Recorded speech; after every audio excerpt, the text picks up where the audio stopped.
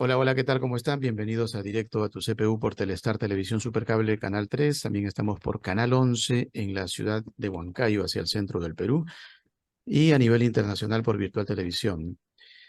Siempre conectados con el mundo en el marco de nuestros eventos, concursos literarios que de alguna manera pues lo que buscan es precisamente trabajar en función de dar a conocer, por ejemplo, las realidades migratorias a través de Notas Migratorias César Vallejo 2023 y los pueblos olvidados, los lugares paradisíacos que por ahí todavía existen a través de Macondos del siglo XXI. Es para nosotros un placer que hoy, en un día especial, ¿no? Donde tenemos precisamente ese esa fecha que nos habla del Día de la Hispanidad en algunos lugares, otros del encuentro de dos mundos, tienen diferentes nomenclaturas que se le da a este 12 de octubre, ¿no? Rememorando aquel 12 de octubre de 1492, donde se dio ese sincretismo cultural, el inicio del sincretismo cultural, ¿no? Lo que ustedes escuchan, este léxico castellano, pues vino de allá, de Europa, ¿no? Quizás en este momento debería estar hablando el quechua, el aymara, ¿no? Los idiomas de acá de Perú. Pero bueno, la historia fue así y tenemos ese sincretismo que a pesar de que son culturas diferentes, nos tienen pues la riqueza de encontrar festividades, por ejemplo, que tienen que ver con las adoraciones al dios Sol, que se convirtieron más adelante al cristianismo, ¿no? Y no se han perdido ambas, ¿eh? Todavía acá en el Perú se ama la naturaleza. Quizás por eso sigue siendo un país agrícola. No se ha perdido también el sabor, incluso hacia lo que se prepara, ¿no? Lo mejor que se prepara en el Perú es la comida, ¿no? Tenemos una alegoría a la comida, ¿no? Nuestros chefs no es una casualidad, sino es parte precisamente de ese inicio, ¿no? Donde los incas no solamente se alimentaban para sobrevivir, sino para rendirle culto, adoración al maíz, por ejemplo, ¿no? Y a través del maíz al dios Sol. Porque efectivamente, si tú aprecias el maíz, te vas a dar cuenta que tiene como una especie de cabello, ¿no? No sé si ustedes lo han visto bien. Y ese cabello es dorado. Y si lo expones hacia el sol, pues es luminoso, espectacular, soberbio. Entonces, la principal fuente de cultura que arroja el Perú al mundo es precisamente esa identificación con su adoración a la naturaleza. Y si alguna vez vienen por acá, pues, ¿cómo no adorar Machu Picchu? ¿No? ¿Cómo no adorar ese lugar que tengo a mis espaldas? ¿Cómo no sentirse en otro planeta? ¿Por qué? Porque quizás el planeta que hoy observamos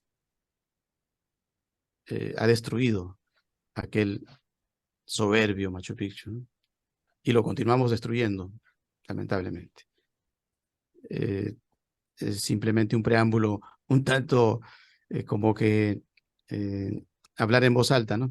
Elucubrar en voz alta sobre nuestras raíces. Bueno, vamos a presentar a nuestros expertos en este tipo de elucubraciones, porque ellos se dedican a escribir poesía, a escribir literatura, narraciones, y aquel que no se identifica con lo que digo, pues no está en el concurso, está fuera del concurso, en automático. Bien, vamos a darle la bienvenida a Patri Couto. Patri, bienvenida. Gracias. Bríndanos una elucubración inicial. ¿Cómo así es, Patrick? ¿Cómo se mete a estas temáticas de las narrativas, de la poesía, de la literatura? Bienvenida. Gracias. Pues todo viene de hace muchos años que empecé a escribir de niña y bueno, en concreto el tema que tratamos ahora mismo fue de casualidad porque, bueno, sabéis que aquí en España es muy difícil vivir en un piso por las circunstancias, en un piso propio y tal. Entonces compartí piso con un amigo en un barrio en el que convivíamos con etnia gitana y de ahí viene la historia. Y bueno, Ujú. el día de hoy es un día importante, pero es un día importante para todos. Puede ser el Día de la Hispanidad o puede ser el Día de la Diversidad Cultural. Ujú. Claro, claro. Eh, es interesante contar con participaciones como las de Patri, porque ella nos relata una situación bastante particular, ¿no? De lo que significa este tipo de transformaciones que acontecen en nuestros pueblos. Luego vamos a conversar un poco más en detalle sobre tu temática, Patri, para Vale. entrar un poco más a fondo. Vámonos con México, lindo y querido. Cruzdalia, bienvenida. Bueno, tu cultura tiene mucho de la cultura peruana, ¿no? Creo que hay dos culturas en esta parte del continente que se asemejan al máximo. Es México y Perú. Bienvenida, Cruzdalia. Así es, qué gusto compartir espacio contigo y con los demás participantes de este concurso. Yo particularmente me dedico a la investigación, soy historiadora y escribo, al igual que acaban de comentar, desde que era niña, escribo poesía y narrativa.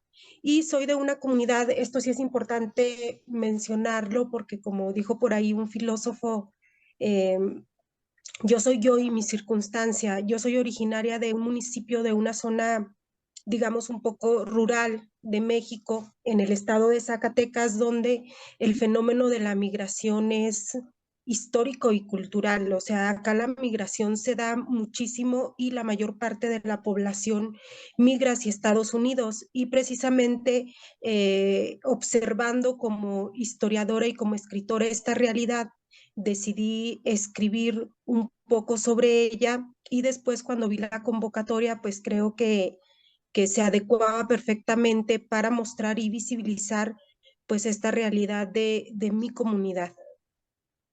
Ujú.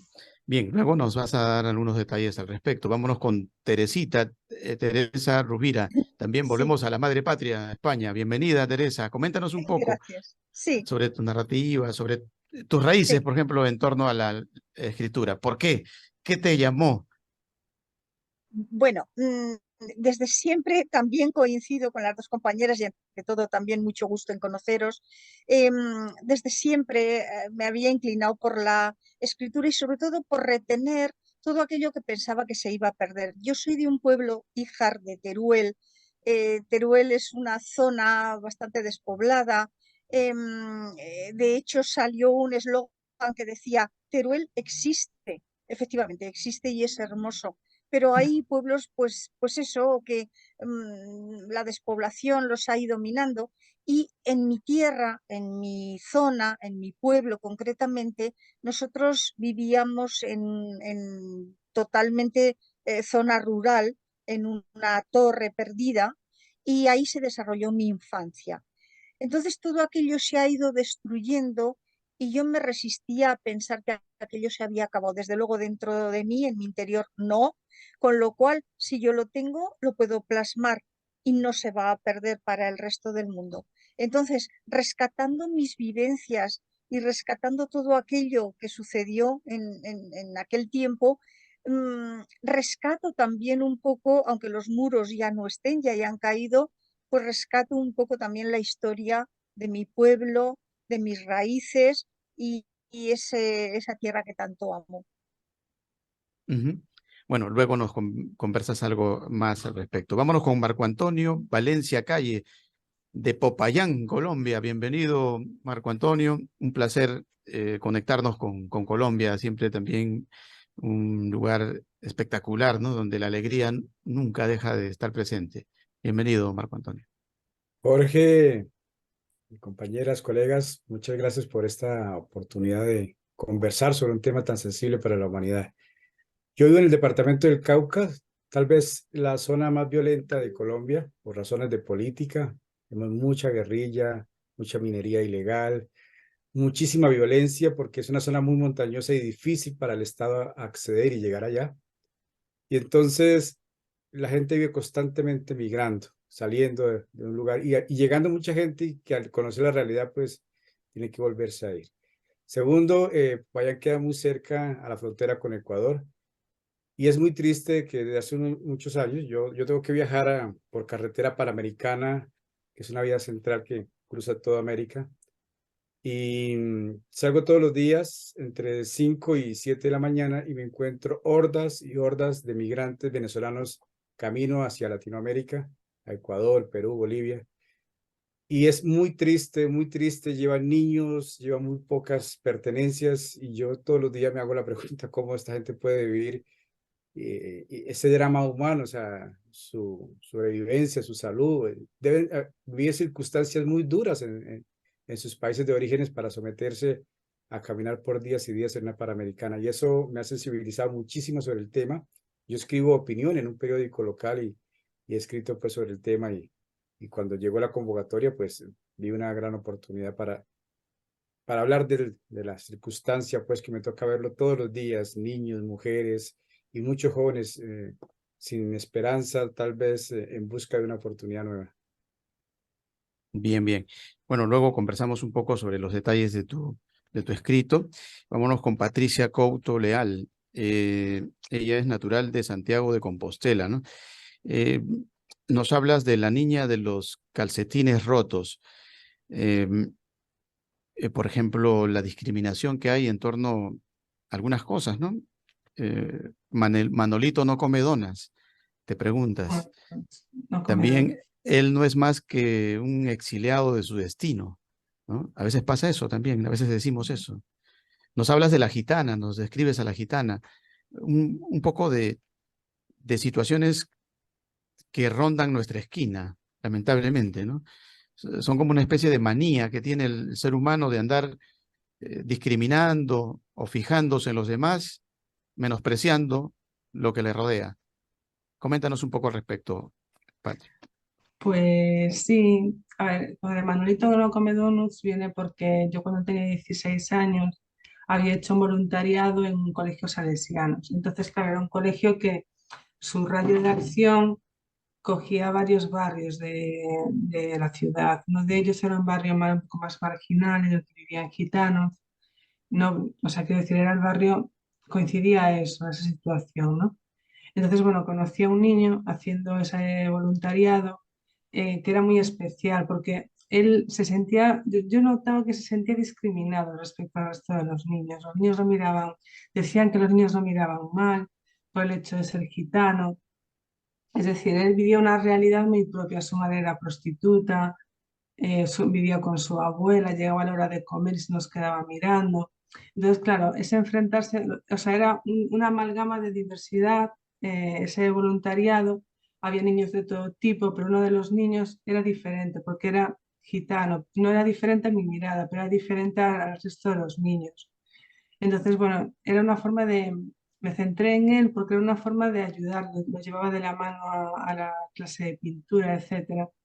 Entonces, bueno, yo lo que pretendía, porque es una pretensión al fin y al cabo, porque no soy nadie, no era nadie para hacer eso con 16 años, pero lo que pretendía era que sintiese el calor, el afecto, para que si alguna vez en su vida no lo tenía o no lo tuviese, pudiese discriminarlo, no discriminarlo en el sentido de diferenciarlo y hacerse eco de él. Entonces, bueno, ahí nace una idea a partir de una conferencia a la que asistí, conferencia de gitanismo a la que asistí en la universidad, y me apeteció desarrollar un poema con todas esas vivencias con los gitanos que había tenido. Entonces, bueno, es un pueblo que tiene sus costumbres y hay que respetarlas. De hecho, han pasado por muchas vicisitudes históricas aquí en España, de discriminación, de desprecio, de la gran redada, le llamaron a una operación en la que intentaron quitarlos de en medio. O sea, ha sido muy duro para ellos. Entonces, hoy en día, para mí y para mucha gente, son unos ciudadanos más de España. Pero hay que tener en cuenta su raíz histórica y su legado cultural también, como su idioma, como sus costumbres, como su legado. Ujú. Es parte del drama, ¿no? que existe Sí. sobre la migración. De ¿Tú hecho, dirías, hay una evolución, dirías tú, o hay una involución con relación, por ejemplo, a cuando eras más pequeña y ahora que estás más adulta? ¿Cómo lo ves? sigue igual porque siguen viviendo en los extrarradios de la ciudad. Es un pueblo migratorio por excelencia, vienen de la India. y a día de hoy en España es uno de los países en los que más gitanos hay y se asientan en los extrarradios de las ciudades. Entonces, claro, es una realidad en la que hay pobreza, hay discriminación del resto de los ciudadanos. A nivel educativo van igual al colegio que cualquier otro niño o niña, pero con la particularidad de que se sienten discriminados. Sí. Ujú. Eh, eh, bueno, vamos a seguir indagando un poco más al respecto a la narrativa de Patricia Couto dentro de breves momentos. Ahora vámonos con Cruz Dalia.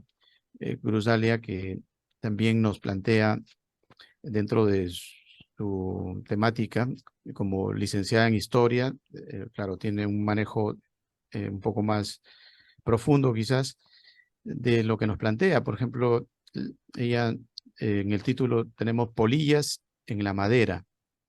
Efectivamente, cuando, por ejemplo, aprecias la ciudad de Lima es una ciudad húmeda, ¿no? En Lima nunca llueve, ¿no? Hay dos ciudades en el mundo donde no llueven, según me dicen, en el Cairo, en Egipto, y en Lima, ¿no? Cuando llegan, por ejemplo, ahora los migrantes de Venezuela, que vienen bastantes, ellos se sorprenden, ¿no? Porque están esperando el día de lluvia y me conversan y les digo, no, aquí nunca llueve, les digo. No lo creen al principio porque cuando estás acostumbrado a las lluvias, pues te resulta difícil de que existan lugares donde no llueva, ¿no? Y efectivamente en Lima nunca llueve. Lo que hay es una garúa nada más. Pero lo que sí hay es lo que menciona Cruz Dalia, ¿no? Las polillas en la madera, producto precisamente de la humedad. Y Lima es una ciudad pues antigua, ¿no? Construida a base precisamente de muchas situaciones que tienen que ver con la madera, cómo se construían antes las casas, ¿no? Y dentro de ello acontecen ya los entretelones, los trasfondos, ¿no? Por ejemplo, nos plantea en su narrativa Cruz Dalia que entre puercos y gallinas me gustó contemplar tu sombra larga y borrosa, ¿no? Y a través de ella tener la impresión de contemplar tu conciencia, ¿no? Sacar las vacas a pastar te permiten pensar, pensar y pensar. La vida de campo también siempre es una constante, por ejemplo, por acá por Perú, ¿no? Porque es un país agrícola. Y hacia México me da la impresión que hay coincidencias, ¿no? Sería bueno que nos expliques algo al respecto y también de las expresiones, que es un té de pasote, como es el pan de atole. Las chambritas por ahí ya lo conseguí, ¿no? Que son creo que unas vestimentas tejidas para los bebés. La pulquería es una bebida de maguey, ¿no? Algo así, ¿no? Un trago del pueblo, ¿no? Coméntanos algo sobre esas pinceladas, Cruz Dalia. Sí, claro, mira, en primer lugar, la idea general de mi narrativa la titulé Polillas en la madera porque es una metáfora que me sirve a mí para explicar desde la literatura cómo es la migración, pero cómo es esa doble cara de la migración, porque creo que en la migración se habla mucho de quienes se van, pero poco se habla de quienes se quedan. Y mi texto busca visibilizar la violencia emocional y psicológica que viven las esposas de migrantes y los hijos de migrantes, pero no mostrarlo como desde una perspectiva en la que el migrante es un villano, no, sino que es una persona condicionada por sus circunstancias que le llevan a tomar ciertas decisiones, ¿no? Y todo esto que mencionas, estos elementos culturales de la comida, del entorno, pues son parte de mi comunidad. El pan es un pan artesanal que se realiza en mi municipio. De hecho, yo también soy panadera, y que durante la época en la que situé la historia, pues se consumía muchísimo. El té de pasote es una planta que se da mucho en el monte, acá en mi municipio, y antes por las mañanas era lo que se daba de desayunar, un té de pasote se le llamaba. Entonces, toda esta parte también de la agricultura, de la ganadería, es porque mi comunidad pues son las principales actividades económicas, y esas actividades es un detonante para que se dé el fenómeno de la migración por la falta de empleo y las faltas de oportunidades. Ujú. Sería mi intervención. Sí, sí, perfecto. Adicionalmente, por ejemplo, hay algunas siempre conjeturas en los pueblos, ¿no? O una especie de misterios que por ahí se presentan, ¿no? No es lo mismo que en las ciudades. Por ejemplo, nacer los viernes trae mala suerte en las entrañas. Es una expresión, ¿no? Que por acá también a veces se manejan ese tipo de situaciones así. Oye, no, eso es peligroso, te puede pasar algo. Coméntanos un poco sobre esas partes un poco enigmáticas que circundan el lugar donde se desarrolla tu historia. Exacto, son expresiones lingüísticas que yo utilicé también para ir delineando la personalidad de mi personaje, en este caso Marcial, que así lo llamé, y que él es una persona que ve siempre su vida de una forma trágica, y se lo atribuye a que él nació en un viernes, como lo comento, ¿no? Y al igual que esa, creo que por ahí puse varias expresiones lingüísticas que, si prestamos un poquito de atención, las palabras tienen mucho poder, y las expresiones lingüísticas pueden hablar de la personalidad de las personas, pero también de la cultura en la que se desenvuelven las personas. Así es.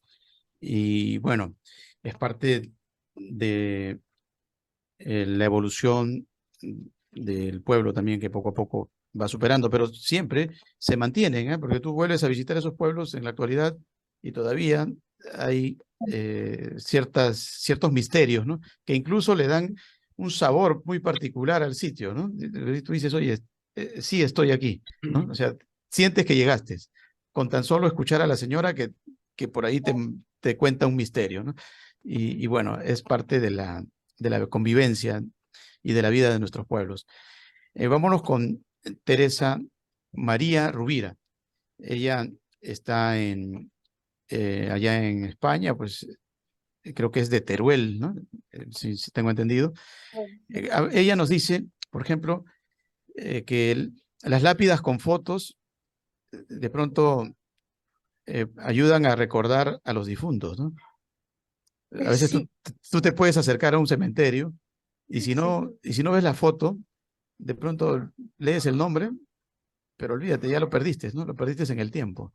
En cambio, colocar las fotos en las lápidas de los difuntos, pues fue algo importante, ¿no? Para el pueblo que nos narra Teresa. Teresa, coméntanos un poco sobre eso. Bueno, quiero comenzar también diciendo que yo personifiqué un poco esta memoria de mi tierra, lo titulé Dos sillones de mimbre, porque creo que los muebles nos sobreviven y tienen memoria, como también tiene memoria la tierra, porque cuando yo vuelvo a mi zona, a mi tierra, cuando toco puedo encontrar allí el sudor de mi gente, de tantas generaciones que trabajaron allí, y su sudor sin duda quedó en la tierra. Entonces, de la misma manera que esos muebles o esa tierra, también en el cementerio nos cuenta mucha historia, porque yo, que tengo ahora 73 años, recuerdo desde pequeñita que íbamos al cementerio, también lo narro, y, y entonces era como volver a convivir con todas esas personas que habían sido un poco el soporte y nuestras niñeras, porque antes nos criábamos todos en grandes familias.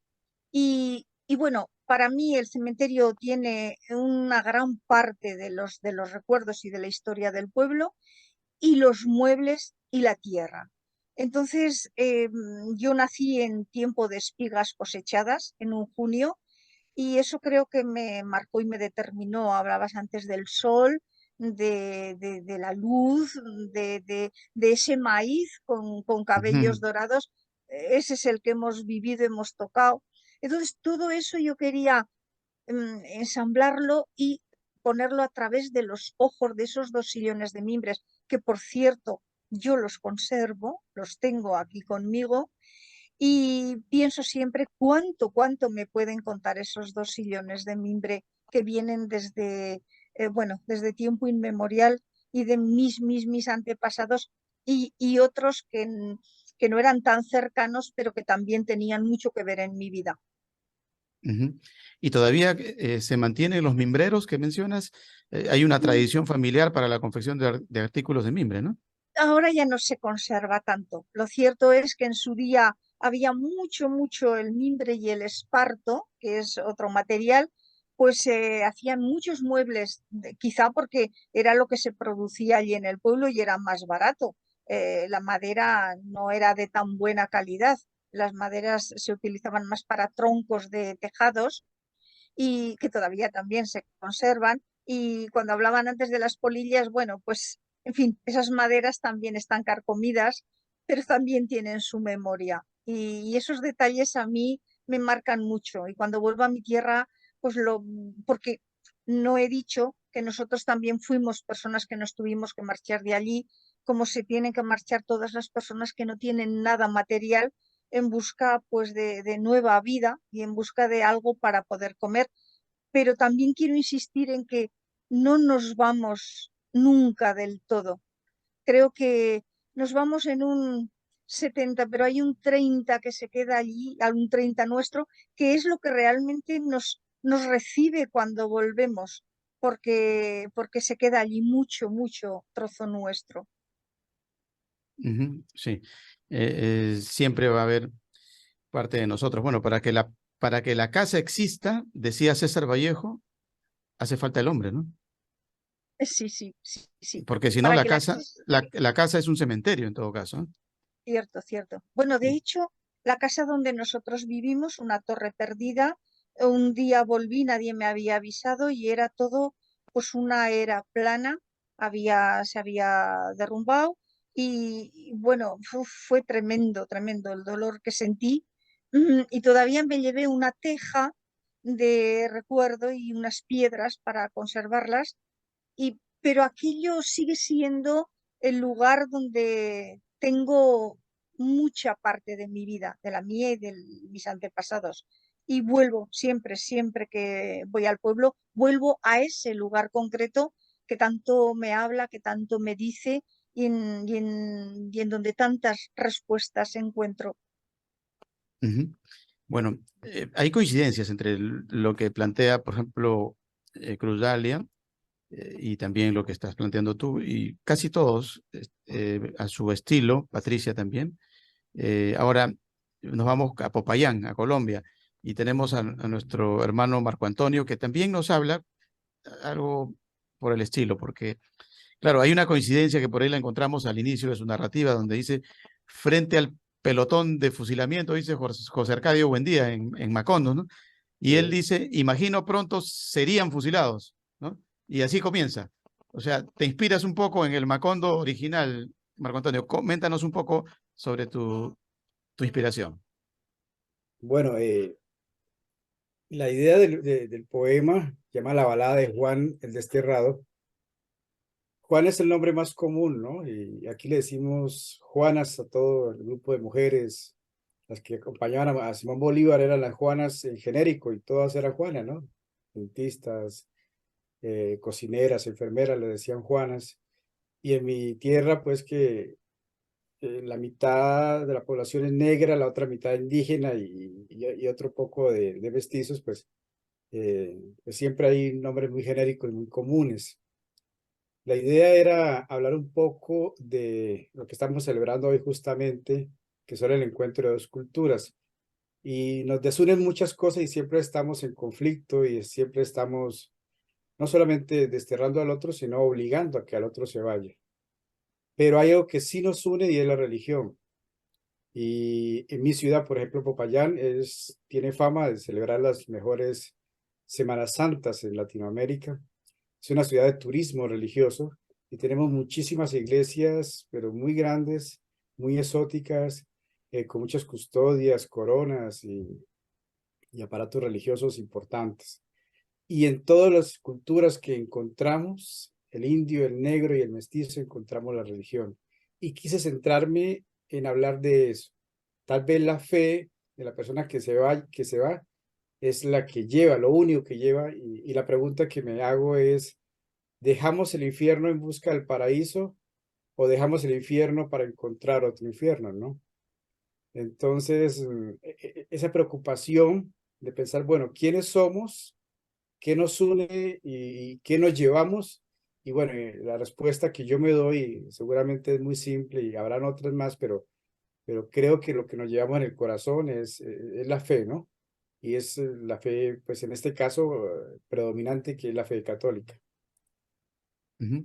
Y también hay una coincidencia con lo que conversábamos anteriormente sobre las supersticiones, ¿no? Para tu caso, con las mariposas de color oscuro, creo yo, ¿no? Coméntanos sobre esa superstición un tanto ya de muerte, ¿no? Sí, claro, somos un pueblo muy supersticioso. Colombia es un país que tiene una población importante de mariposas, nos decimos a nosotros mismos, no sé si sea cierto o no, que somos el segundo país con más belleza de mariposas que tenemos y por supuesto hay mariposarios en varios departamentos. Y pues uno visita estos lugares y lo que encontramos pues es la historia de la mariposa y entre ellas encontramos que hay abuelos alrededor de ciertas mariposas. Cuando encuentras mariposas, viene visita, se va a ir alguien de aquí, va a morir alguien, bueno, en fin. Y también pues para temas de cosecha y para temas de bienestar. Entonces, pues como es un elemento importante de nuestra naturaleza, pues hemos creado alrededor de ellos mitos y leyendas de mucho interés. Ujú. Eso significa que García Márquez está por ahí rondando todavía, Mariposas ¿no? amarillas, por supuesto que Sí, sí. para Bien. acompañar el amor. Claro, claro. Vámonos con Patricia.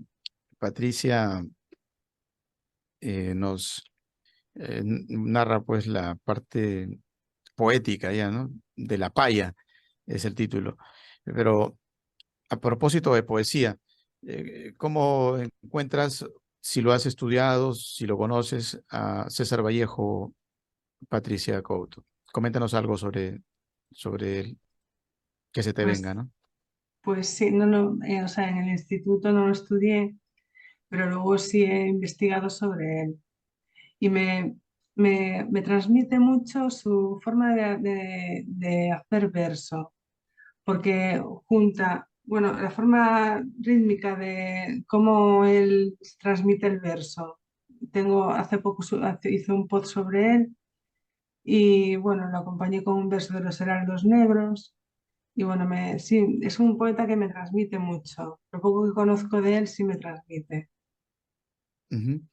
Y hay un poco de Vallejo en tus versos, porque estás tocando la temática que a él lo conmocionaba mucho, ¿no? Ujú, El desprecio, ¿no? Eh, el hecho de que él también fue migrante, ¿no? Y en algún momento pues se sintió discriminado, ¿no?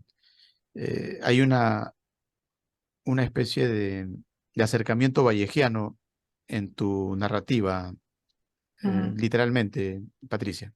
Yo creo que todos somos migrantes, que la Ujú, migración es algo inherente al ser humano. De hecho, vemos en los pájaros que migran para salir de una situación eh, ujú, no favorable y buscan esa situación que al final no es tampoco favorable, porque aunque vayas buscando en la migración vayas buscando esa situación favorable, no la encuentras porque tienes que adaptarte al lugar, puedes encontrarte con la discriminación, en el sentido más negativo de la palabra. Sí, sí, yo he sido migrante también en mi vida, o sea que yo creo que todos lo somos, es algo inherente al ser humano. ujú. Bien, bien.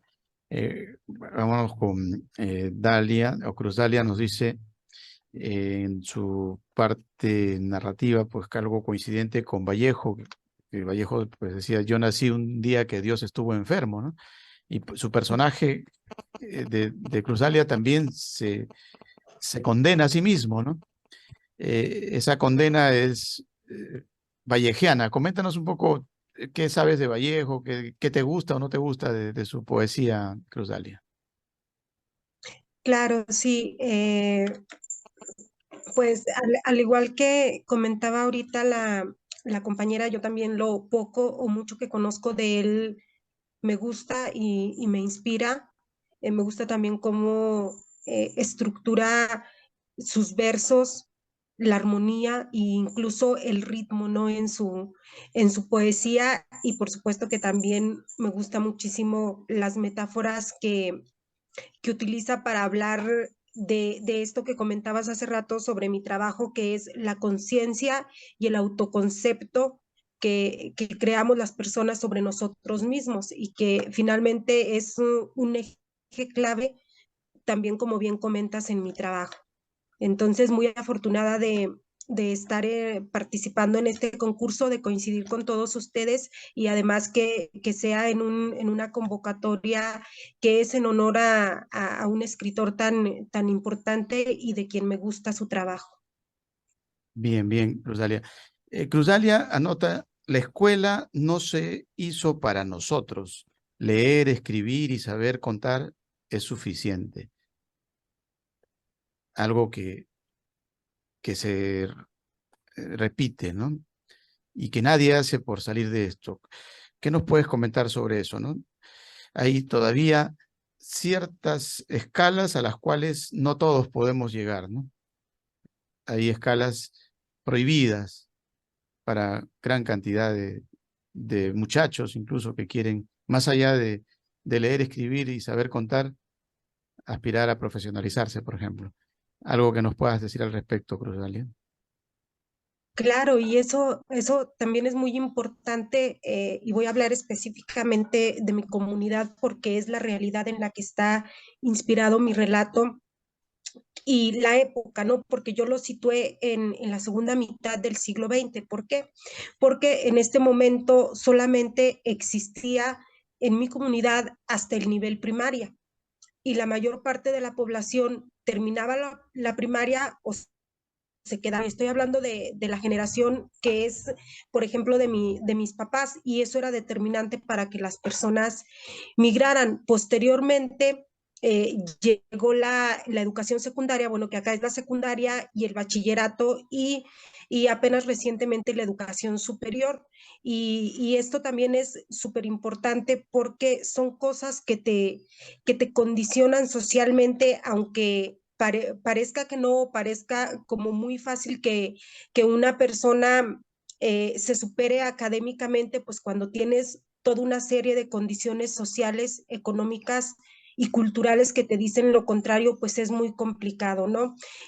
Por ejemplo, en mi comunidad también es una comunidad donde hay mucha violencia de género, en la que hasta no hace muchos años todavía se decía que no solamente que las personas que venían de familias, por ejemplo, de agricultores, no podían alcanzar una carrera universitaria, sino también las mujeres. Entonces, es un camino largo y histórico, y que traté también de mostrar en mi texto, que también no quiero decir que tener formación académica sea un determinante respecto, o sea, solamente es el único factor que genera la migración, porque cuando yo decía que es cultural, pues también acá hay muchas personas que terminan de estudiar y migran. ¿Por qué? Porque también hay falta de oportunidades laborales ya cuando tienes una carrera universitaria.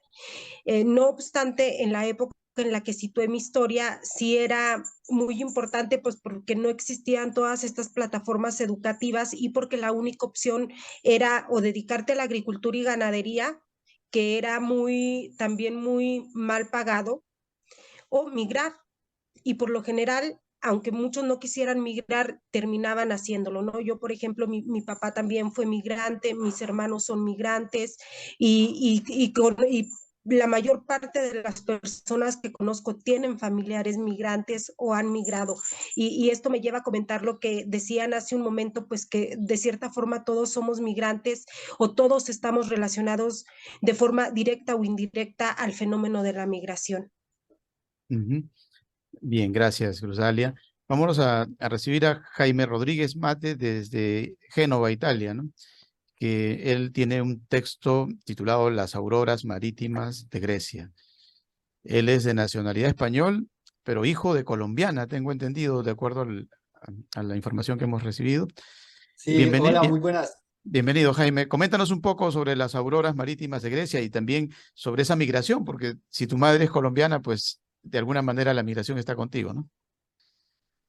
Pues mira, mandé mi documentación española, pero en realidad yo soy colombiano. Yo nací en Colombia, sino que me suelo presentar con la documentación española por costumbre, porque mi madre es española, pero también vivió toda su vida en Colombia. Y mi papá también es colombiano y yo nací y crecí en Colombia hasta los 18 años. Luego a los 18 años emigré a España a estudiar y posteriormente viajé a Grecia, que es el lugar donde se desarrolla, digamos, el relato que presenté. Coméntanos un poco sobre las auroras marítimas de Grecia. Sí, quería disculparme por haber llegado tarde, me confundí con el cambio de horario. Creo que empezaron ya hace un poco, ¿no? Sí, hace un poquito nomás. Sí, discúlpenme. Bueno, pues principalmente el relato narra la historia de un joven poeta que va en busca de la inspiración poética a Grecia, buscando lo que él considera que es la esencia de la poesía y que él ha encontrado, digamos, en la literatura clásica que ha leído.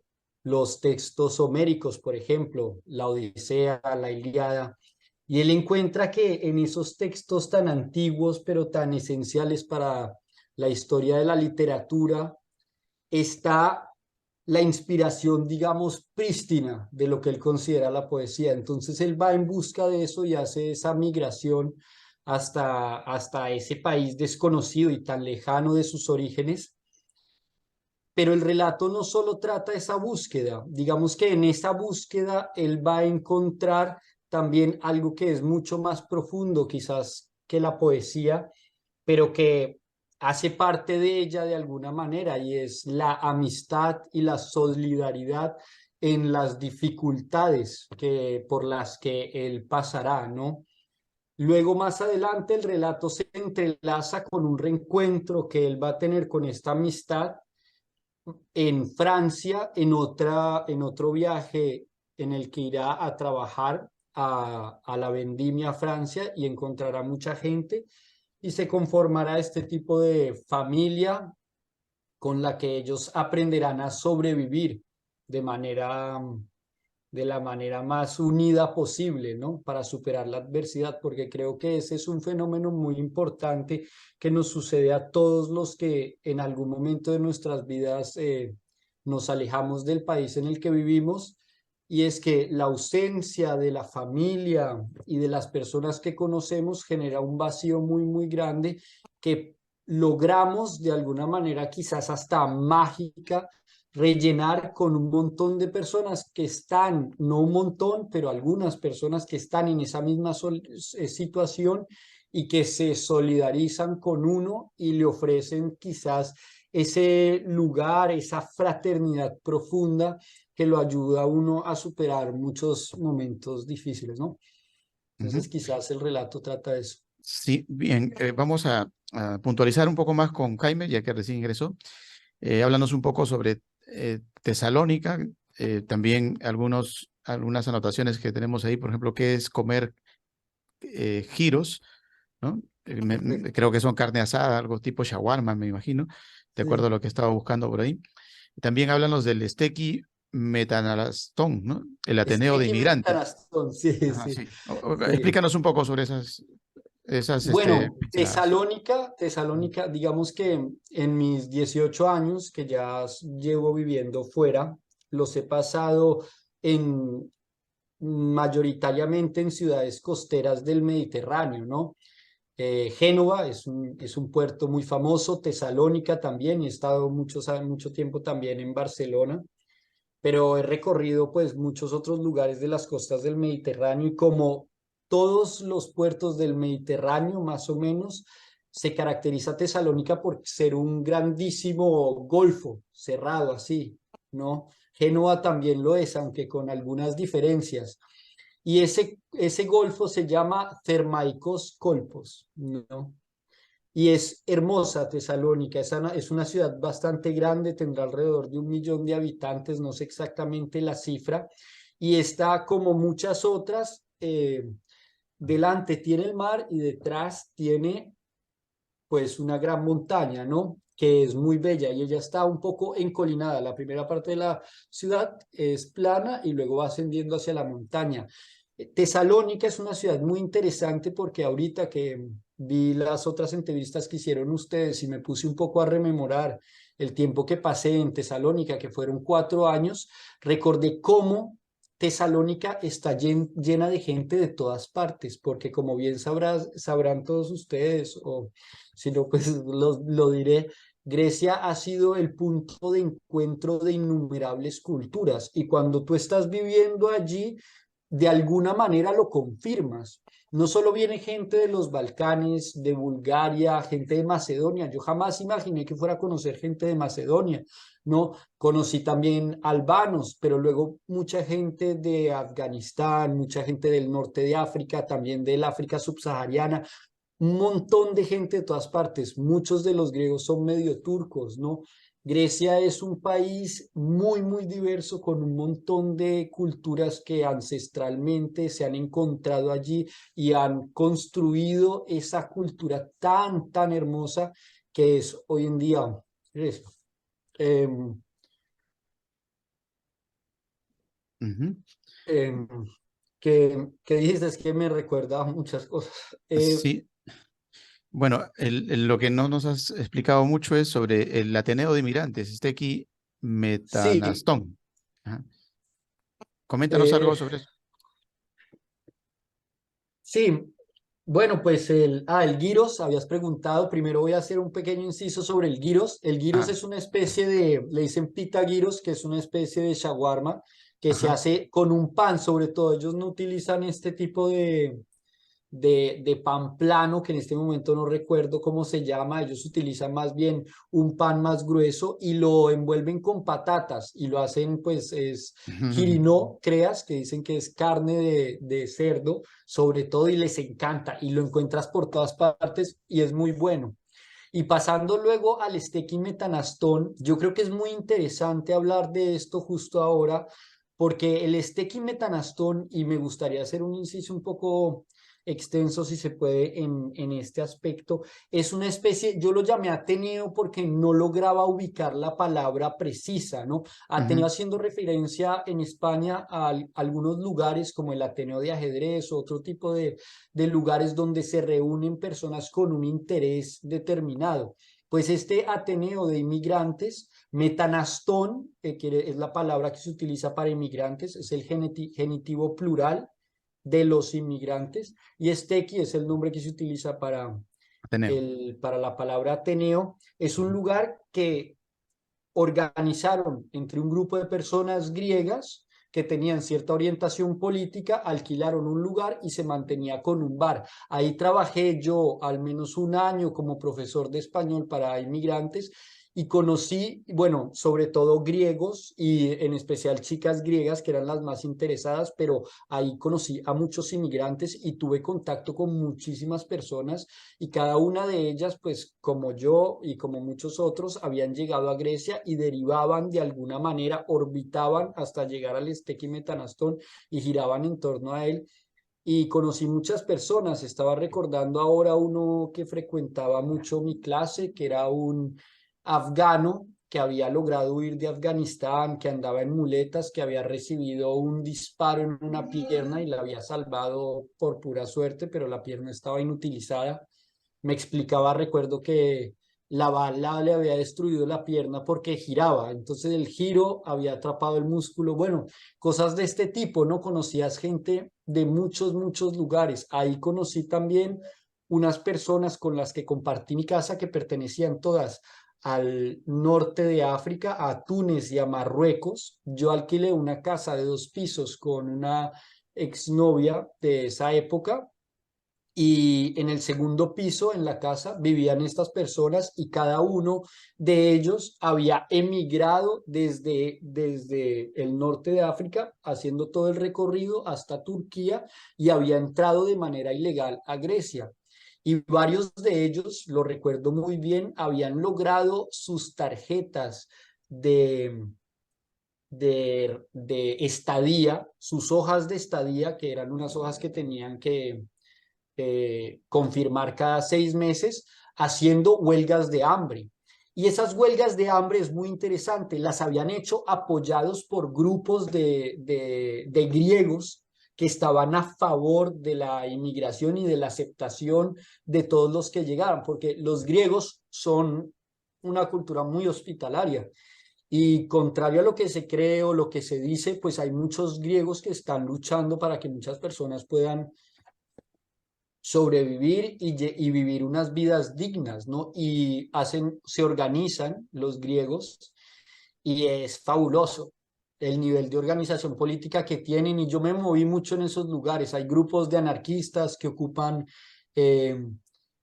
como edificios abandonados por el Estado que llevan muchos años en desuso y los convierten en grandes centros sociales donde ayudan a muchas personas que tienen este tipo de necesidades, ¿no?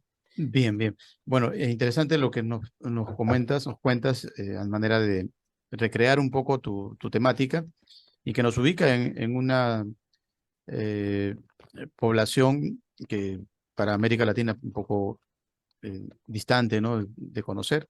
Y bueno, agradecemos por ese aleccionamiento. Vámonos con Teresa. Y mencionaba Jaime la parte de los restos de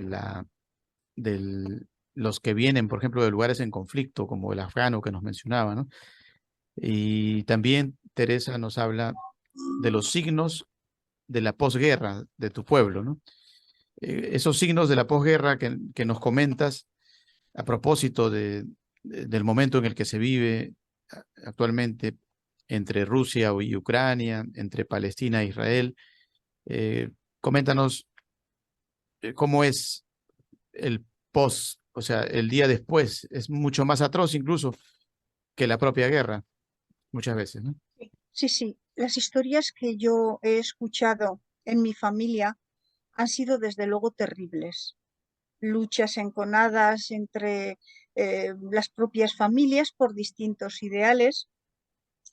Entonces, respecto a lo que decían anteriormente las compañeras de la poesía, yo me digo, adoro la poesía, por ende las metáforas, pero yo me digo, si la poesía no será también una herramienta que utilizamos casi obligadamente para hacer una especie de envoltorio que no deje a la luz el desgarro y el realismo de lo que estamos contando, porque en definitiva, en esta historia mía que comienza pues, alrededor del 1900 o así, cuando los bisabuelos no tenían nada de comer, encima a eso le añades esa guerra, una zona muy pobre, muy despoblada. Si no encuentras un poco la poesía para narrar todo esto, es, es para derrumbarse. Porque siempre recuerdo que una tía nuestra nos recorría el cementerio y ella, que era mucho más mayor, nos iba contando las historias de algunos de los parientes o de conocidos y desde luego yo pensaba, poca poesía encontramos en estas vidas, en lo duro que tuvo que ser, y además eran cosas reales, no se las inventaba. Y yo me digo, quienes nos inventamos a lo mejor un poco somos nosotros, pues quizá para hacerlas más digeribles, para hacerlas pues un poquito más penetrables, porque desde luego las tragedias de las guerras también nosotros cuando hablaban de las distintas etnias, razas, personas, países, nosotros hemos tenido una estrecha vinculación con un niño que tuvimos de los campos de refugiados saharauis y hemos tenido también la oportunidad de saber y conocer de primera mano qué es y cómo se vive allí, todo lo que han pasado, y desde luego, bueno, ellos aun con eso y con todo también tienen mucho de poético cuando nos lo narran, pero yo me digo que las guerras son siempre un desastre, un destrozo de cuerpos y de almas, y que para resurgir y que para renacer y que para intentar seguir viviendo, pues por eso sí, necesitamos de la poesía, necesitamos pues de esas metáforas que nos llevan a contarlo de una forma a la vez que descarnada, pues un poco digerible, y es necesaria, claro, es necesaria la poesía. Ujú. La poesía, por ejemplo, de Vallejo, ¿no? Que es el poeta que rememoramos hoy, a través del España aparta de mí este cáliz, en plena guerra civil española, ¿no? Tremenda, tremenda muerte también, lamentablemente, porque al final, justo en esa época es que se muere el poeta de los Heraldos Negros de Trilce, de España, aparta de mí este cáliz. Eh, ¿Alguna, tal vez, algo que se te haya quedado grabado por ahí, Teresita? Sí, bueno, decir también que al hilo de lo que estábamos hablando, yo asemejo mucho, nosotros teníamos desafortunadamente aquí en Aragón un gran poeta, José Antonio Labordeta, que yo siempre le decía, es un poeta de tierra, es un poeta de pueblo, es un poeta que es capaz de contarte con poesía, pues lo que yo decía antes, la realidad de verdad de un pueblo, porque no hay que disfrazarla. Quizá la envolvemos, pues eso, para hacerlo un poco más digerible, pero no disfrazar. Él era el poeta vamos, del pueblo, del realismo, de la tierra, de la vida. Y yo siempre he dicho, me encantaría tener eh, el diario de mis antepasados, no tanto por lo que vivieron, que ya se sabe, la historia lo cuenta, como por lo que sintieron. Seguramente en sus textos no habría ni mucha poesía, ni habría una buena estructura del relato, pero conoceríamos la verdad de lo que siente la persona, de lo que vive la persona en determinadas circunstancias, que para mí es realmente lo importante. Ujú. Bien, vamos a preguntarle a Marco Antonio, que Marco Antonio termina su relato hablándonos de un personaje de apellido Reynolds, nominado a Nobel de Medicina.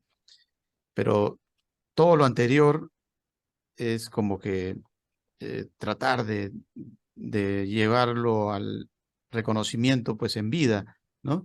De muchos personajes que tenemos en este mundo, ¿no? Y a veces los que salen en la prensa son los que pagaron, son los que se comercializaron, ¿no? Y los verdaderos, los hombres que realmente contribuyen con la civilización, como el propio Vallejo, ¿no? Muere en París con aguacero, está por allá en el Montparnasse, olvidado, ¿no? Aunque, claro, trascendió, ¿no?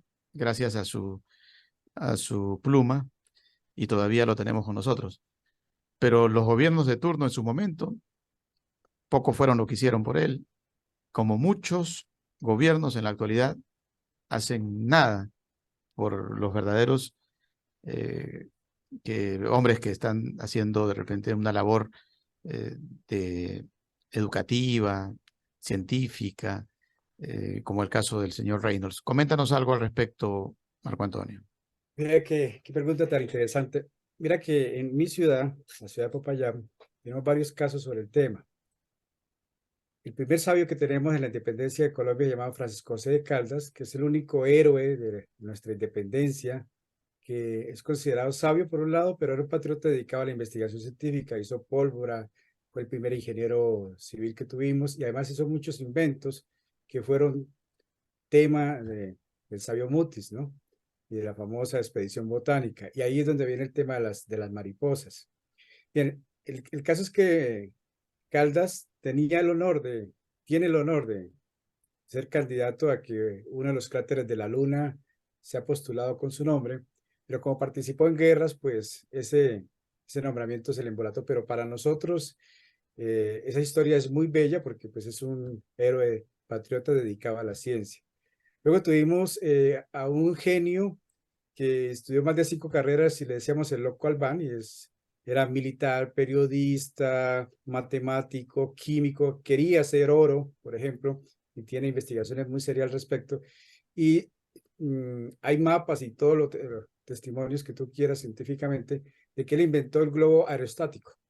Pasó por Popayán, porque Popayán es una ciudad, como te decía, de migrantes en busca de experiencias religiosas. Es una ciudad muy dedicada, pues tiene muchísimas iglesias, conventos y una celebración de Semana Santa monumental. Y pasó por Popayán un francés de apellido Zeppelin. Y Payanés le mostró todos sus adelantos de cómo hacer para que el Zeppelin funcionara. Y este hombre se llevó el invento y lo patentó. Entonces, aquí se hizo, pero otro lo patentó. Luego hay la historia de este señor Reynolds, que no es propiamente de la ciudad de Popayán, pero es colombiano. Y cuando desaparece el marcapasos, el hombre logra hacer marcapasos del tamaño de un grano de arroz. Y este marcapasos pues es un gran invento para la historia y fue candidatizado a premio Nobel, pero desafortunadamente a la hora de entregar la documentación que acreditaban su experiencia académica, pues no lo pudo sustentar muy bien y ese premio Nobel se perdió. Es decir, allí hay una serie de coincidencias sobre el tema de hombres pues que tienen grandes inventos y grandes hazañas y en algún momento pues no son reconocidos. Pero mira, yo te quería hablar de Vallejo y te quería contar que yo leí Trilce en un momento clave de mi vida, que fue la pandemia. Lo encontré por casualidad, estaba buscando un libro virtual para leer, me encontré Trilce y dije yo, ¿por qué no he leído este libro, no? Y para mí fue una bofetada así grandísima porque comencé a leerlo, no lo entendí, entonces lo imprimí y pues comencé a encontrar, digamos que el momento de angustia, de soledad, de extrañamientos que estaba viviendo, era el libro como perfecto. Bueno, para alguien hubiera sido muy depresivo, ¿no? Porque pues hay mucha incertidumbre, mucho miedo, muchas cosas que no entiendes, muchas metáforas muy fuertes y bueno, era una verborrea allí alucinante, pero al mismo tiempo que no te lleva a ninguna parte, no hay una descripción narrativa de la novela pues, que venía leyendo. Y yo dije, bueno, este es el poeta moderno, o sea, no lo hemos descubierto, no lo estamos leyendo en la universidad, ¿qué pasa con este poeta, no? Y lo leí muchas veces y yo encontré muchas correspondencias en el momento de la pandemia con ese poema, El vacío, los extrañamientos. Lo que más me gustó fue pues, la música, ¿no? Hoy intento recoger muchas cosas de esa lectura, de lo que uno va aprendiendo y va asumiendo para su vida personal. Hago el esfuerzo de escribir poesía, lo intento, leo mucha poesía, pero sin duda, si a mí me preguntan poeta mundial, pues a principios de este año hice un ejercicio que fue leer el Ulises con una compañera y encontramos pues correspondencia, ¿no? Juegos lingüísticos, musicalidad, descripción distantes, mucha música y son como correspondencias, ¿no? Una década más o menos y luego leímos Las olas de Virginia Woolf y encontramos también ese tipo de cosas allí que era como juegos con la palabra, juegos con la poesía y a decirnos que esto es poesía, ¿no? La descripción se la damos a periodismo, a la novela, a los otros géneros narrativos. Y para mí ha sido importante leer ese libro y luego leer el Ulises y luego leer Las olas, porque pues allí yo encuentro muchas correspondencias y veo que más o menos a principios del siglo todos estaban como pensando lo mismo, tal vez sin conocerse o tal vez conociendo un poco de las vanguardias y los intereses que había en el mundo por hacer cosas distintas con el lenguaje. Entonces ese libro para mi formación de lector ha sido importante, ¿no? Además que presenta desafíos lectores, pues clave, ¿no? Ajá. Bien, bueno, gracias por, de alguna manera, darnos también ese alcance, porque nos permite que tal vez alguien que se esté acercando a Trilce tenga la tranquilidad, ¿no? La paciencia de releerlo, porque realmente pues, es un libro diferente, es una forma de hacer poesía diferente, que necesitamos profundizar más, tal vez alucinar un poco más, ¿no? Alucinar es la palabra. Sí, para llegar a comprenderlo, ¿no? Ahora, para comprender a Patricia Couto, también hay que alucinar un poco, ¿eh? No tanto como con Trilce, ¿no? Pero también hay que tener un esfuerzo de alucinación. Patricia, ¿cuáles son tus alucinaciones? Entendemos que estás intentando ingresar a lo que significa la escritura como tal, ¿no? Bueno, cuenta con nosotros para apoyarte, ¿no? En lo que podamos.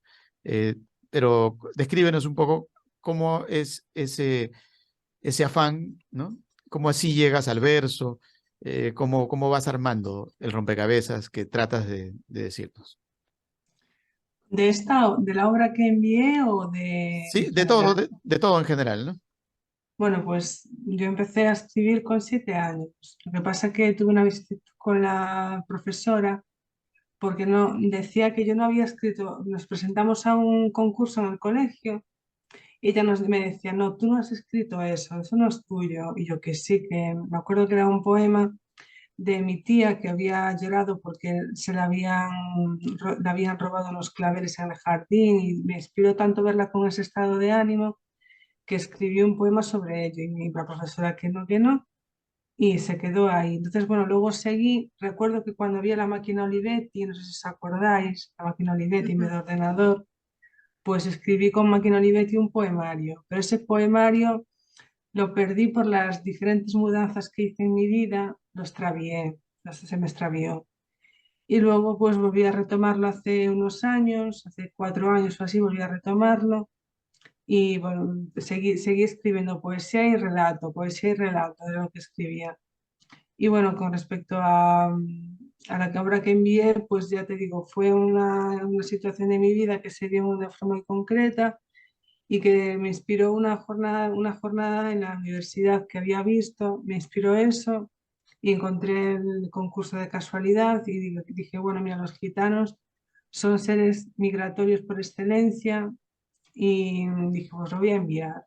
Y aquí estamos en esta reunión. Bueno, a manera ya de despedida, ¿qué es tal vez alguna meta que tengas en literatura, alguna proyección que nos puedas contar? Pues de momento seguir escribiendo y me debato entre la poesía y la narrativa, las dos cosas. Entonces seguir escribiendo y desarrollar mi propia voz, desarrollarlo a tope. Pero bueno, no tengo ninguna meta pretenciosa ni nada de eso, simplemente seguir escribiendo. Perfecto. Bueno, gracias, Patricia. Gracias a vosotros. Vamos con Cruz Dalia desde México. Bueno, Cruz Dalia dice en la parte ya final, ¿no? Volviendo al título, tiene que ver con polillas en la madera. Me daba miedo el fluido que hacían las polillas, dice, ¿no? Pero tras la muerte súbita de su madre, confirmó que no había nada más allá de la muerte. Tú mueres y ya, se acabó todo.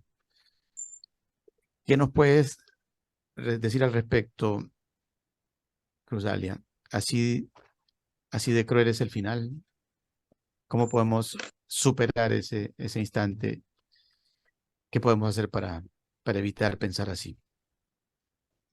Sí, claro, mira, esa parte en mi relato es clave porque es la mamá de mi personaje principal, que es también uno de los personajes principales en mi historia. Y aquí sí quiero enfatizar que este personaje que se llama Manuela está inspirado en la historia de vida de una tía mía que falleció mucho antes de que yo naciera, pero que quien vivió precisamente esta situación de abandono y violencia psicológica y económica que mencionaba al principio, ¿no? Y efectivamente, al igual que en la historia, ella fallece y cuando ella fallece, eso marca toda la vida de su familia, ¿no? Porque se desmorona la familia. Entonces, y a partir de ahí empieza toda una serie de circunstancias que le toca vivir a cada uno de sus hijos. El personaje, como lo comento, está inspirado en ella, pero también mi relato tiene mucho de, no quiero decir precisamente de ficción, pero también conjunta otras realidades. ¿Por qué? Porque cuando yo adquirí un poco de conciencia de la situación que había vivido mi tía y viendo todo este fenómeno que es parte de la cultura de mi comunidad, que es la migración, empecé a ver el rostro de ella en el rostro de muchas mujeres y entonces fue cuando decidí darle visibilidad a esta situación que, como también ya comenté, mucho se habla de quienes se van, pero poco se habla de quienes se quedan, y también de cómo la migración es un fenómeno en el que influye no solamente lo económico, sino también lo cultural, lo social, y en el que el individuo está condicionado en muchas ocasiones o principalmente por las circunstancias, y cómo las circunstancias y la historia de vida y todo este capital cultural que cargan las personas pues es muy importante al momento de la toma de decisiones. Entonces, ese no es el final de la historia, pero sí es un momento clave porque marca completamente el rumbo que va a tomar la vida del personaje principal. Y pues un gusto, me imagino que esta ya es también mi despedida, entonces un gusto coincidir con ustedes y venir a hablar un poco de lo que a mí me gusta hacer, que es hacer historia y hacer poesía. Aunque si bien participé con un relato que es narrativa, pues yo en mi estilo de escribir hay mucho de mi parte de historiadora y hay mucho de esta parte que a mí me gusta muchísimo, que es la poesía, y se conjunta, ¿no?, en mi narrativa. Entonces, un gusto coincidir porque a mí también, al igual que a todos, la escritura me encontró cuando era niña y no sé si a los demás les pasó, pero por ejemplo a mí, yo soy de una comunidad donde pues la literatura parecía que no existía, entonces empezar a escribir y mostrar lo que escribo pues también ha sido un reto personal, porque muchas veces nos condicionamos a nosotros mismos por el lugar de donde venimos y porque creemos pues que a lo mejor no lo hacemos tan bien, y empezar a mostrar lo que escribo y empezar a mostrar las realidades de mi comunidad a través de mi escritura pues es una de las satisfacciones más bonitas que me ha dado la vida. Bien, bien, gracias, Cruz Dalia. Algo adicional sería que nos comentes cuál es tu aspiración, de pronto, cuál es tu utopía, tu sueño, si se puede revelar, ¿no? Si es un secreto, no importa, lo dejamos ahí, ¿no? No, claro que sí. Mira, yo creo que para mí soñar es vivir todos los días haciendo lo que me gusta, y yo me considero una persona muy afortunada porque me levanto todos los días y me siento a escribir poesía y me siento a hacer historia, y esa es una satisfacción que no tiene precio. Y obviamente también tengo aspiraciones académicas personales, por ejemplo, consolidarme como investigadora y como escritora, pero también, como comentó la compañera, lo quiero hacer haciendo lo que me gusta. O sea, yo solo me siento y escribo, y creo que el resultado que venga como algo adicional, ¿no? Porque para mí la escritura, como también comentó Tere, si mal no recuerdo el nombre, a mí me ayuda a sentirme, y creo que ese es el poder que tiene la literatura, sea la poesía, sea la narrativa, que siempre quien lee algo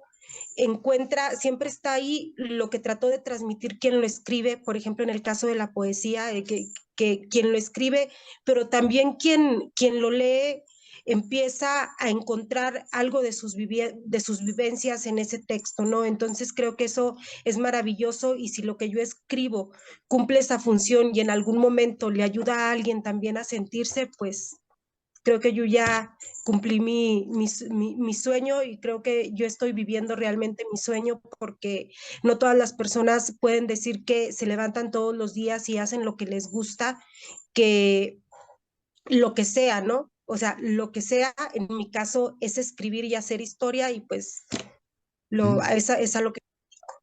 Bien, bien. Bien por eso, Cruz Dalia. Y bueno, recuerden que más allá del veredicto que más adelante se va a dar, ustedes pueden seguir participando, ¿no? Es interesante darnos a conocer, ¿no? En la perseverancia está el triunfo verdadero, como dice Cruzalia, pues lo más importante es hacer lo que te gusta, ¿no? Más allá de que puedan o no terminar como primeros lugares de este evento. Ya son ganadores en automático para nosotros, ¿no? Jaime, coméntanos ya en la parte final, nos hablas de la canícula, ¿no? La canícula se describe mucho en el Macondo de García Márquez, ¿no? Y tú también nos hablas de la canícula. Hace mucho calor ahí en Grecia, ahora más, ¿no? Con estos cambios de temperatura. Explícanos un poco todo ese temporal de canícula que nos describes en tu narrativa. Activa tu micrófono, Jaime. Disculpa, sí, sí, muchísimo calor en Grecia, ¿no? Creo que la frase es la canícula del verano, algo así. Digamos que una vez pasan los primeros días de la primavera, prácticamente el verano llega de una forma arrolladora en Grecia. El calor que hay en Grecia es tremendo durante todo el verano y se extiende hasta los últimos días de septiembre. Y es espectacular porque se suele decir que los griegos no son muy trabajadores y eso de alguna manera es cierta. Son muy trabajadores, pero también conocen muy bien cuándo no trabajar. Y el verano lo que genera es como una desertización de las ciudades y todos los griegos tienen esa fantástica tradición que es que consiste en ir de vacaciones a las islas o a las playas más cercanas de la ciudad. El que tenga pues más dinero pues irá más lejos que el que no tenga tanto. Sin embargo, la vida es muy económica en Grecia y todo el mundo se puede permitir un viaje a las islas y recordemos que Grecia pues tiene, no sabría decirte, pero más de 200 islas en lo que es el mar Egeo y pues tiene otras en el mar Jónico. El mar Egeo siendo el que está entre Turquía y Grecia, ¿no? Y muchos griegos van a esas islas y pasan todo el verano ahí y es muy habitual, sobre todo en los jóvenes, pero en la gente mayor también, verlos como ellos llegan a las islas, se ponen unas tiendas de campaña grande y se cocinan y están ahí todo el verano. Es espectacular, son gente de mar. Hay que pensar que Grecia es un país pues muy pequeño, entonces llegar al mar desde cualquier lugar de ella, aunque estés en el centro, es muy fácil. Y eso fue también un gran descubrimiento, ¿no? Conocer un pueblo donde prácticamente todos son marineros, ¿no? De alguna manera, eso es espectacular, sí. Bien, ya en la parte final, ¿cuáles son tus proyecciones, tal vez, Jaime, para la parte de la literatura? Tú que estás por allá, por Génova, Italia, con otro idioma, en otro lugar, pero siempre conservas tu cercanía al castellano, ¿no? Sí, digamos que durante estos 18 años en los que he estado viviendo en el Mediterráneo, entre España, Italia, Grecia y Francia, me he dedicado a el 90% del tiempo a hablar en otro idioma, ya fuera griego, ya fuera francés o ya fuera italiano. Y pues eso me ha alejado un poco de lo que es el español, pero pues mi objetivo siempre ha sido y la razón principal por la cual decidí irme a Grecia era porque pues soy un apasionado, como el personaje del relato, soy un apasionado y un enamorado perdido de la literatura. Por ella he hecho tantos viajes y por ella me he empeñado en hacer las grandes odiseas lingüísticas que fue aprender de manera autodidacta el griego, el griego antiguo, el latín, ¿no? Intentar leer todos estos libros ilegibles, o sea que es imposible, son prácticamente imposibles de leer en griego antiguo, en latín, ¿no? Que te demoras años leyéndolos, pero esa pasión y ese amor por la escritura, por el aprender a componer verdaderamente la poesía, por conocer la musicalidad de los poemas en lengua vernácula, es lo que me ha arrastrado a mí por todo el mundo. Hoy en día vivo en Italia, tengo mis hijos acá en Italia y estoy acá en este lugar con otra, prácticamente adoptando otra patria, gracias a ese amor por la literatura. Y pues siempre he sido muy ambicioso con mis aspiraciones, pero dejé muchos años de participar en concursos. Gané el Eugenio Carvajal cuando estaba en Grecia, hace más de 10 años, y participé solo en ese y dejé porque la vida me llevó por otros derroteros. Sin embargo, siempre seguí escribiendo y ahora, ya que tengo más tiempo, estoy intentando terminar unos libros, componer, y lo que quiero es consolidar mi carrera como escritor, y tengo el proyecto de, al menos en los próximos 2 años, lograr cumplir con ese objetivo poco a poco. Bien, bien, Jaime. Cuenta con nuestra fundación para lo que significa tu proyección y te esperamos siempre participando con nuestros concursos, adicionalmente a lo que signifique el veredicto final próximo que vamos a tener. Gracias. Vámonos con Teresita Rubira. Teresita, coméntanos tu proyección tal vez final, Sí. ¿no? Dentro de lo que significa ya tu experiencia lingüística, más allá de los mimbreros, ¿no? Más allá de hablarnos de la posguerra de aquel pueblo, Sí. más allá de toda esta situación tan particular que nos has descrito con tu narrativa y que nos has conmovido de alguna manera. Bueno, quiero decir también, amo la poesía, escribo poesía. Durante un tiempo dediqué un poco, tengo 3 poemarios de niños publicados por la Diputación de aquí de Alicante.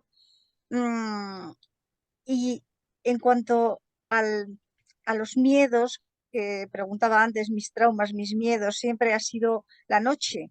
Vivíamos en aquel sitio oscuro donde las noches eran terroríficas y los días magníficos. Bien, y pasando a mis aspiraciones, pues a mí me encantaría conseguir algo que posiblemente a lo mejor no logre, y es escribir algo sobre mi pueblo que vaya más allá del reflejo de esas situaciones duras que se vivieron, muy duras, conocer dónde está el quid de la cuestión, dónde está, desvelar el misterio, dónde está esa fuerza que llevó a todas esas personas que no tuvieron voz ni la tendrán, porque ya no están, a superar todo aquello, porque hay una fuerza extraña que lleva a las personas, y en mi pueblo lo fue, para que hayamos conseguido lo que somos hoy. Entonces, desvelar ese misterio, meterme dentro, aparte de contar las historias de cómo sucedieron,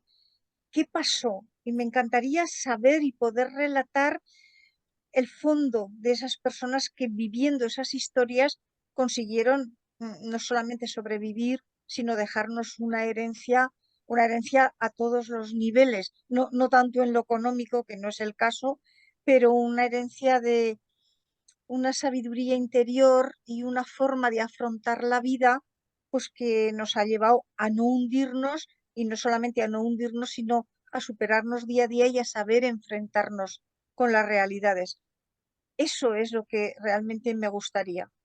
Y en cuanto al resto, pues que he estado encantadísima de conocer a mis compañeros, que he aprendido mucho, siempre se aprende de todo, y que espero que no sea la última vez que podamos tener contacto. No va a ser ni la primera ni la última. Van a ser varias, así que estén atentos cuando los convoquemos. Más allá incluso del concurso, podemos abordarlos porque necesitamos gente reflexiva, ¿no? A veces cuando acudimos por ejemplo, a las redes sociales y vemos que los mensajes son inmediatos, pero la mayoría de los mensajes son irreflexivos, ¿no? Simplemente lees ahí a alguien que te dice que no, yo estoy de acuerdo, yo no estoy de acuerdo, condenando o haciendo loas por algo, pero sin pensamiento, sin reflexión. ¿Y eso por qué? Porque simplemente, claro, ahora todo el mundo accede a escribir, ¿no? Todo el mundo es escritor, ¿ah? Pero nos queremos quedar con ustedes, que ustedes sí se dedican a la escritura, sí se dedican a la poesía, y el hecho de que se dediquen implica que ustedes sí, antes de poder escribir algo, pues lo han pensado, lo han reflexionado, lo han analizado, ¿no? Y no han hecho simplemente un acto visceral de colocar ahí, no, esto es lo que opino y se acabó. No, aquí hay una reflexión de por medio, ¿no? Y esa es la labor precisamente de un escritor, de un poeta, ¿no? El poeta, por más poesía visceral que mande al aire, antes hubo un proceso de inspiración y de reflexión. Y creo que ahí es donde tenemos que llegar, ¿no? A ese proceso de reflexión.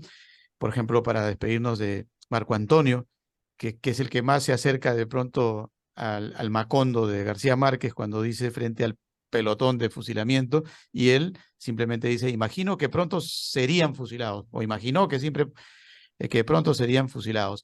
Y de alguna manera, pronto, en algún momento puede pasar eso, ¿no? De que estemos ante una circunstancia atroz, no necesariamente literalmente un fusilamiento, pero sí en muchas cosas nos condenamos o llegamos a situaciones que no podemos terminar de hacerlas, como dice Teresita, ¿no?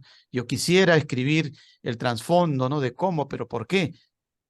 Y ella lo da por hecho que no lo va a poder hacer. Increíble lo que dice Teresita.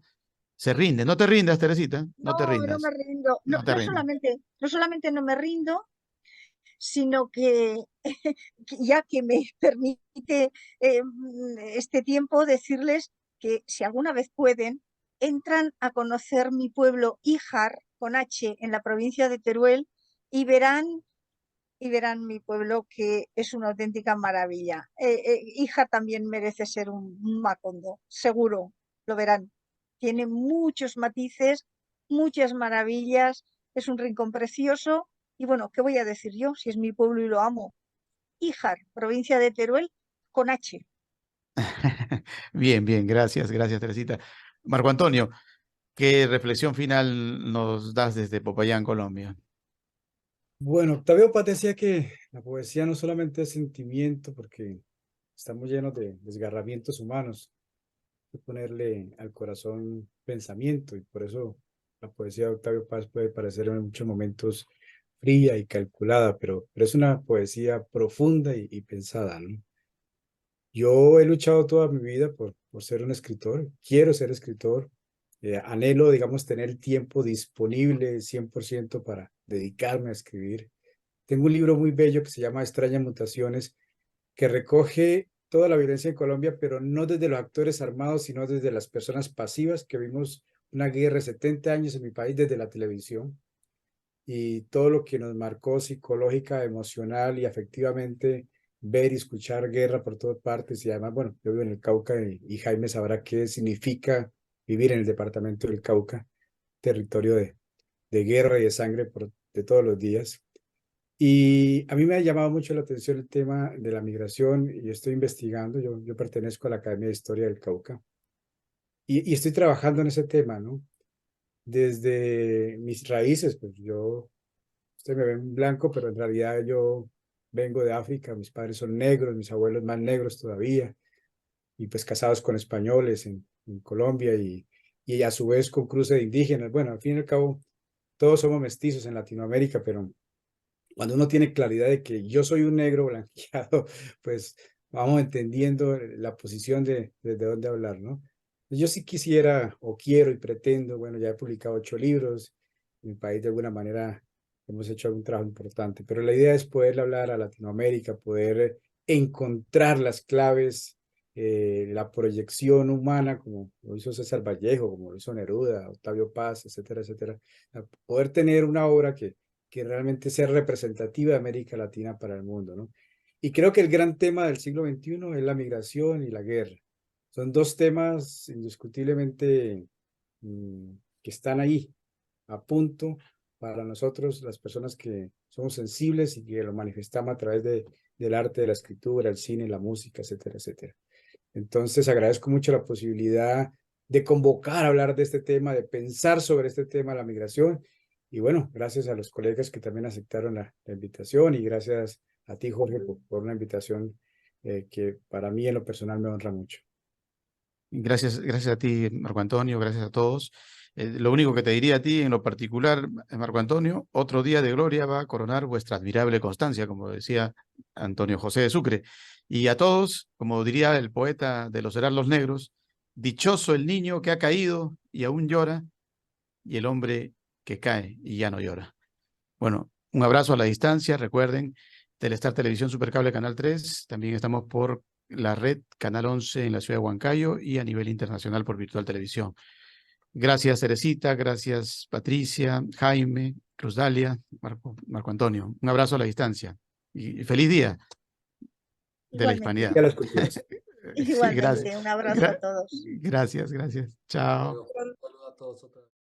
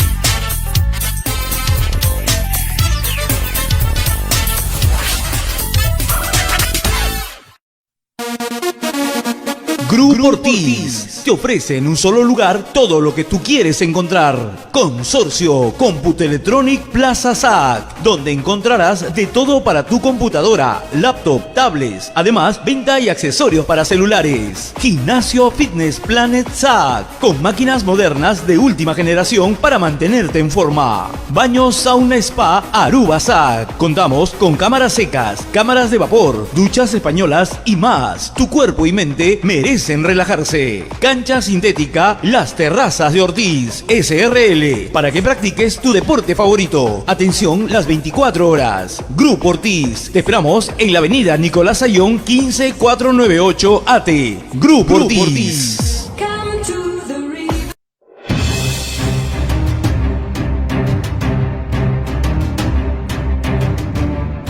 Porque ahora ya no existen fronteras y gracias a la tecnología podemos estar más cerca. Y para ello tenemos una nueva alternativa televisiva, directo a tu CPU, con el periodista Jorge Carrión. Un programa especial con invitados internacionales desde todos los rincones del mundo. Ahora en las pantallas de Telestar Televisión Canal 3 Lima Supercable. No se lo pierda.